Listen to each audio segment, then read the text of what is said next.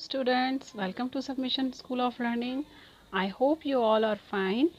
Today we are going to read lesson 2 Rip Van Winkle. Hello प्यारे बच्चों, आप सब कैसे हैं? उम्मीद है आप सब ठीक होंगे।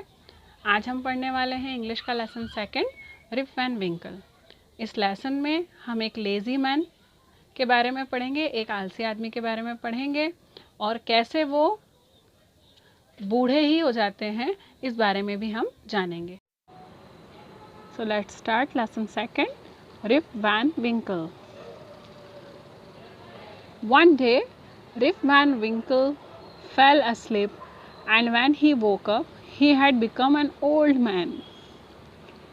एक दिन रिप वैन विंकल सो गए और जब वो जागे तो वो एक बूढ़ा आदमी हो चुके थे। हम इस लेसन में पूरा जानेंगे कि ऐसा क्या हुआ था और वो बूढ़े कैसे हो गए, ये भी हम देखेंगे। ठीक है, चलिए तो स्टार्ट करते हैं लेसन 1 का reading. Rip Van Winkle was a lazy man, he slept the whole day. Rip Van Winkle एक लेजी मैन थे। लेजी मतलब होता है आलसी। He slept the whole day, वो सारा दिन सोते रहते थे। His wife tried her best to get Rip Van Winkle take up a job. उनकी वाइफ हमेशा कोशिश करती रहती थी कि रिप वैन विंकल कुछ ना कुछ काम करने लग जाएं।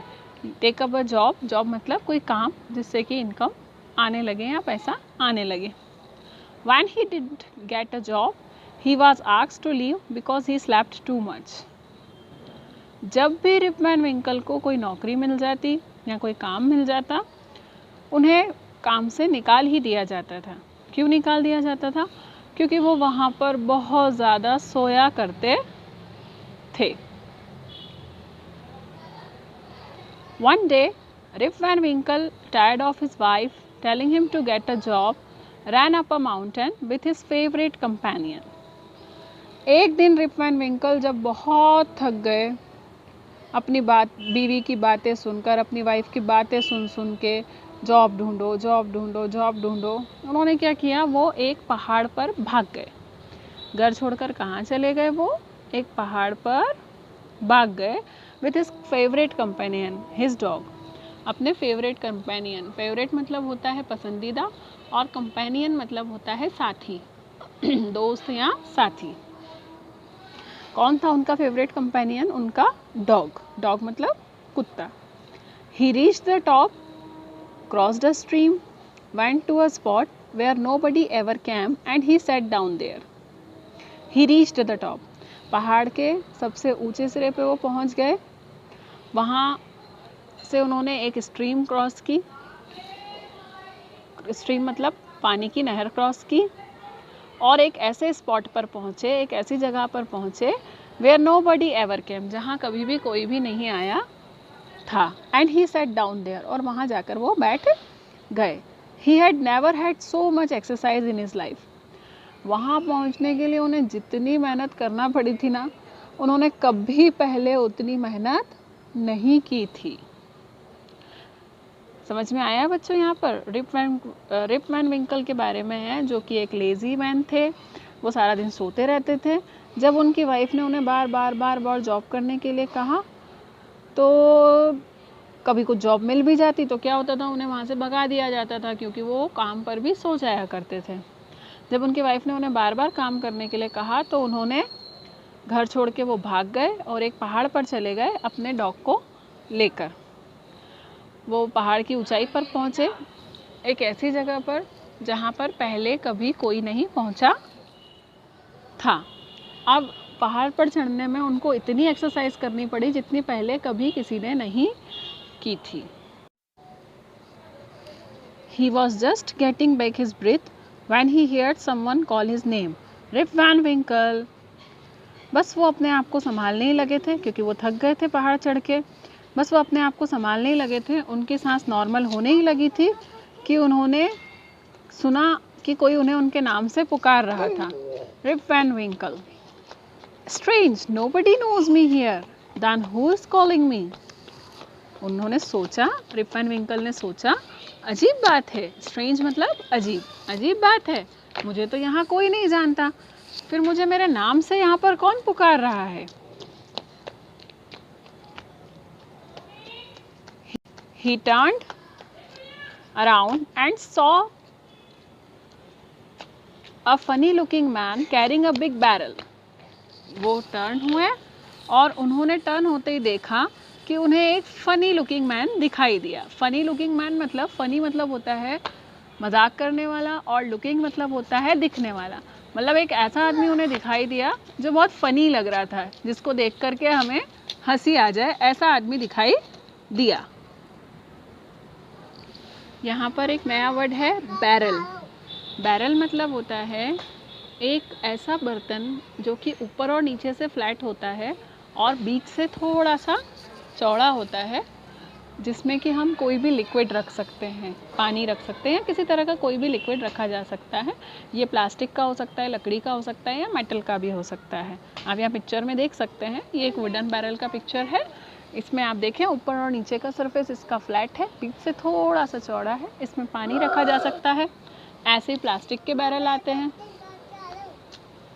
जिसमें कि ऑयल भी रखा जाता है, आयरन बैरल्स भी आते हैं, टीन बैरल्स भी आते हैं. इस तरह से अलग अलग तरह के बैरल्स आते हैं जो कि अलग अलग यूजेस में आते हैं. अब मैंने आपको बताया था कि उस वक्त जब उनको आवाज़ आई तो उन्होंने देखा तो उन्हें एक फ़नी लुकिंग मैन दिखाई दिया जिसके पास एक बहुत बड़ा बैरल था, इस तरह का ड्रम या फिर बैरल था. The funny looking man said, please help me carry this barrel to my friends a little below the stream. उस बूढ़े आदमी ने, वो फनी लुकिंग मैन जो था, उसने कहा प्लीज़ मेरी मदद करो ताकि मैं ये बैरल जो है अपने फ्रेंड्स तक ले जा सकूं. मेरे फ्रेंड्स जो हैं वो इस सकरी नदी के दूसरे छोर पर रहते हैं. अ लिटिल बिलो द स्ट्रीम, ये जो नदी है इसके नीचे ही मेरे दोस्त लोग रहते हैं. देखिए ये किसने कहा बैरल ले जाने में मेरी मदद करो? फनी लुकिंग मैन जो उनको वहाँ पर मिला था ना पहाड़ के ऊपर, उसने कहा. अब आपको एक आंसर करना है. What do you think was in the barrel? आपको क्या लगता है उस बैरल के अंदर क्या होगा? आप सोचिए. चलिए हम आगे लेसन में जानते हैं कि उस बैरल में क्या था. Rip Van Winkle had climbed so far up the mountain to avoid work. Rip Van Winkle काम छोड़ कर के ही इतना ऊपर पहाड़ी पर भागकर आए थे, है ना. वो क्यों आए थे पहाड़ी पर? क्योंकि वो काम नहीं करना चाहते थे और उनकी वाइफ उन्हें कॉन्स्टेंटली काम करने को कहती थी. कंटिन्यूसली वो बोलती रहती थी काम करो काम करो काम करो. काम ना करने के लिए ही तो वो वहाँ से भाग कर के आए थे. Here was a man asking for help. अब यहाँ पर भी एक आदमी है जो उनसे मदद मांग रहा था. और मदद में क्या कह रहा था वो? कि उसके पास जो बैरल था वो ले जाने में उसकी मदद करें. He first decided to refuse but then thought. पहले तो उसने डिसाइड किया कि मैं इसे मना कर देता हूँ. डिसाइडेड मतलब फैसला किया, रिफ्यूज़ मतलब मना करना. पहले उसने डिसाइड किया कि मैं तो इसको मना कर देता हूँ, पर फिर उसने सोचा let me help the poor man, मुझे इस बूढ़े आदमी की मदद करनी चाहिए.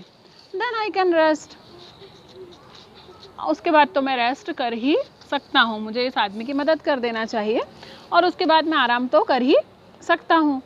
ऐसा किसने सोचा? रिप वैन विंकल ने सोचा. So he and the funny looking man walk down to a cave in the mountain below the stream. इसीलिए रिप वैन विंकल और वो फनी लुकिंग मैन दोनों चलते हुए पहाड़ में गुफा की तरफ गए. जो गुफा कहाँ थी? उस छोटी सी नदी, सकरी सी नदी के नीचे. There Rip Van Winkle saw many other funny looking man, all of them were playing. वहाँ पर रिप वैन विंकल ने देखा कि वहाँ तो बहुत सारे फनी लुकिंग मैन थे और वे सब खेल रहे थे. दे इग्नोर्ड हिम, उन सभी ने उसे इग्नोर किया, मतलब उस पर कुछ खास ध्यान नहीं दिया. As soon as the barrel was placed on the ground, the man pulled out mugs.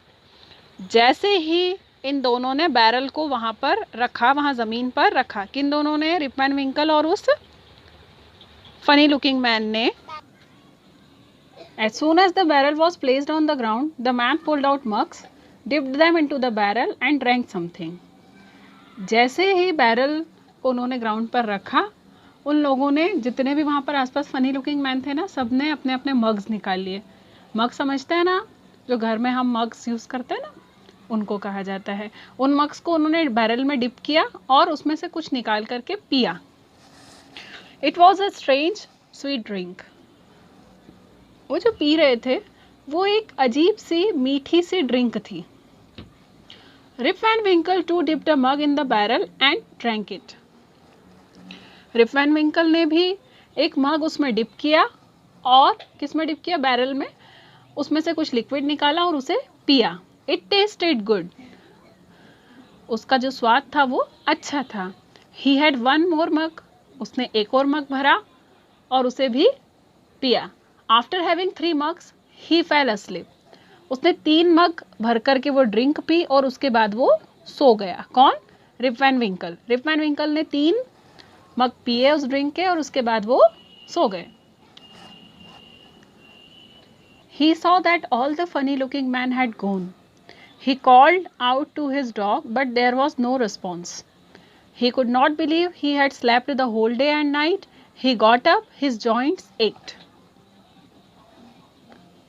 जब वो जागा, कौन? Rip Van Winkle. जब वो जागे, उसने देखा कि आसपास उसे कोई फनी लुकिंग मैन नहीं दिखाई दे रहा था। मतलब सारे फनी लुकिंग मैन कहीं वहाँ से कहीं चले गए थे।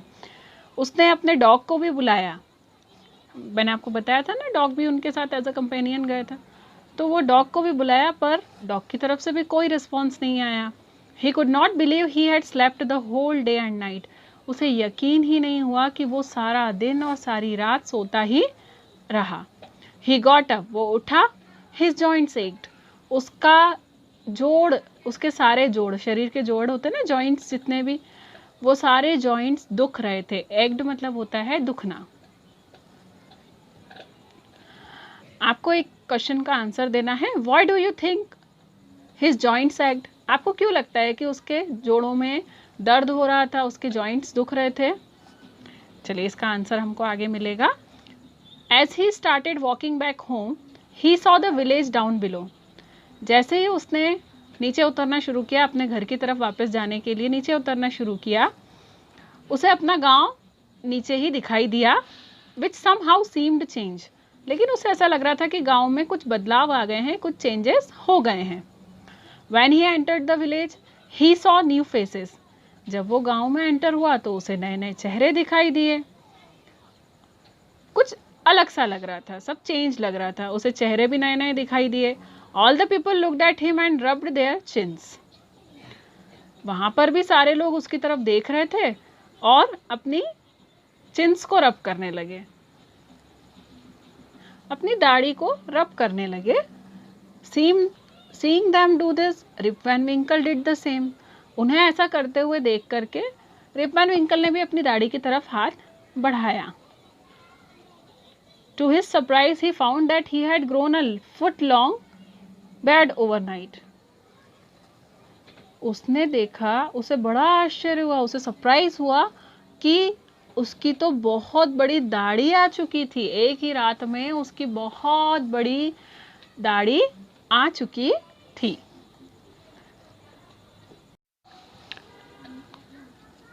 Rip Van Winkle was puzzled.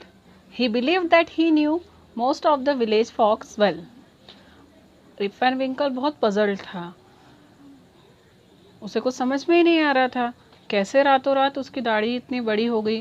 गांव पूरा अजीब दिखाई दे रहा था, वो किसी को पहचान भी नहीं पा रहा था। He believed that he knew most of the village folks well. उसे तो ऐसा लगता था कि वो ज़्यादातर गांव वालों को, अपने गांव में रहने वाले हर एक व्यक्ति को वो पहचानता है। But today he could not see anyone who was known to him. पर आज तो उसे कोई भी वो व्यक्ति नहीं दिखाई दे रहा था जिसे वो ऑलरेडी जानता था, है ना। उसे बड़ा अजीब लग रहा था क्योंकि वो तो सारे गांव वालों को जानता था, और आज ऐसा गांव में एक भी इंसान नहीं दिखाई दे रहा था जिसको कि वो पहचान पाए। The children made fun of him running behind him. लोग तो उसका मजाक बना रहे थे, बच्चे उसके पीछे पीछे दौड़ते हुए उसका मजा ले रहे थे, उसके चिढ़ा रहे थे। Rip Van Winkle stopped by a place where there had been a school and asked the crowd that had gathered. Rip Van Winkle एक जगह पर रुका जहाँ पर किसी ज़माने में एक स्कूल हुआ करता था, मतलब उसके टाइम पे एक स्कूल हुआ करता था। And asked the crowd that had gathered, और वहाँ पर जो क्राउड थी, जो भीड़ थी, जो वहाँ इकट्ठी हुई थी, गैदर्ड मतलब इकट्ठे होना, जो क्राउड वहाँ इकट्ठी हुई थी उनसे पूछा, where is schooner the school master. उसने पूछा कि स्कूनर कहाँ है। स्कूनर कौन थे? एक स्कूल मास्टर थे। Somebody said, oh schooner, he went to war in 63 and never come back। कि उनमें से किसी ने कहा, अरे स्कूनर वो तो वॉर में गए थे, 63 में जो वॉर हुआ था, जो युद्ध हुआ था उसके लिए गए थे और वहाँ से कभी भी वापस नहीं आए। And Van Dammel asked Rip Van Winkle, Rip Van Winkle ने कहा, और वैन डैमल ये कहाँ है? He died 18 years back said another voice in the crowd. उसी भीड़ में से एक व्यक्ति ने कहा कि 18 साल पहले वो भी गुजर गए या मर गए। Rip Van Winkle thought, am I going mad, had I slept all this years on the mountain. Rip Van Winkle ने सोचा कि क्या मैं पागल हो गया हूँ? क्या मैं इतने सालों तक उस पहाड़ पर सोता ही रहा? Finally Rip Van Winkle asked, does anyone here remember Rip Van Winkle. Finally Rip Van Winkle ने आखिरी सवाल पूछा, क्या यहाँ पर कोई रिप वैन विंकल को जानता है? किसी को याद है कि इस गांव में कोई रिप वैन विंकल नाम का व्यक्ति भी हुआ करता था? A woman sad, yes he was my father. उनमें से एक औरत ने कहा, जी मैं उनको जानती हूँ, रिप वैन विंकल मेरे पिताजी थे। He went up the mountains 21 years back but never return. वो 21 साल पहले कहीं पहाड़ों में चले गए थे और कभी भी वहाँ से वापस नहीं आए। His dog came back without him. उनका कुत्ता भी उनके बिना ही वापस लौट आया था। Rip Van Winkle was overjoyed. ये सुनकर रिप वैन विंकल बहुत खुश हुआ।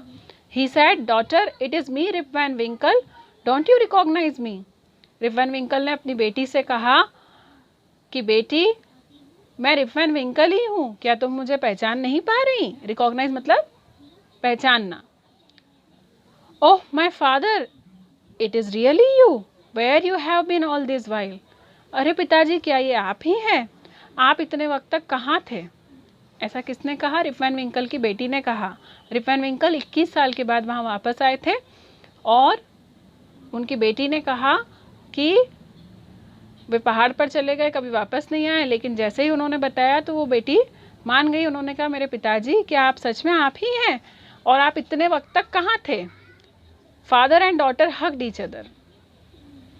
बेटी और पिता ने एक दूसरे को गले से लगा लिया। Rip Van Winkle had indeed slept for 21 years। तो शायद रिप वैन विंकल 21 सालों तक सोते ही रहे। इस लेसन से हमें क्या मैसेज मिलता है? One should not be lazy. हमें कभी भी लेज़ी नहीं होना चाहिए, किसी भी व्यक्ति को आलस नहीं करना चाहिए। तो बेटा आपको ये लेसन समझ में आ गया होगा और आप लोग इसको बार बार देखें, इस वीडियो को बार बार देखना है ताकि आपको ये लेसन अच्छे से समझ में आ सके।